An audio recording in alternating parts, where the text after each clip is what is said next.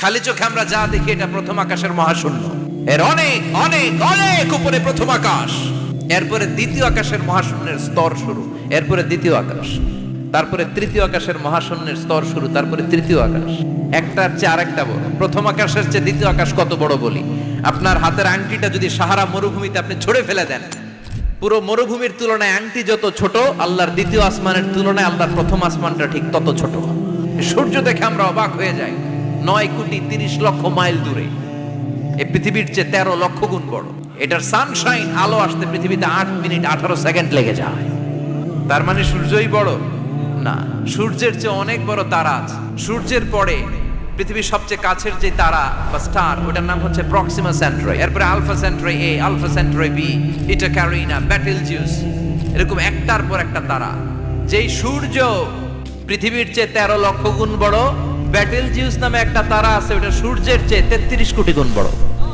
তার মানে কি বেটেলজিউসই সবচেয়ে বড় না, ছোট্ট একটা তারা। এই বেটেলজিউসরে খেয়ে ফেলাইতে পারে এরকম 1000 কোটি গুণ বড় সাইজের তারা আছে না নাই? এরকম কয়েক বিলিয়ন তারা নিয়ে আমাদের গ্যালাক্সি গঠিত। আমাদের গ্যালাক্সি, এটার নাম মিল্কি ওয়ে, আমাদের গ্যালাক্সি। এই গ্যালাক্সিতে আমাদের অবস্থান। এরকম কত হাজার কোটি গ্যালাক্সি আছে আমেরিকার নাসার বিজ্ঞানীরাও জানে না। আমাদের গ্যালাক্সির সবচেয়ে কাছের যে গ্যালাক্সি, ওই গ্যালাক্সিটার নাম হচ্ছে অ্যান্ড্রোমেডা। আমাদের গ্যালাক্সি থেকে কেউ যদি কাছের গ্যালাক্সি অ্যান্ড্রোমেডাতে যেতে চায়, তার 2.5 মিলিয়ন লাইট ইয়ার্স সময় লেগে যাবে।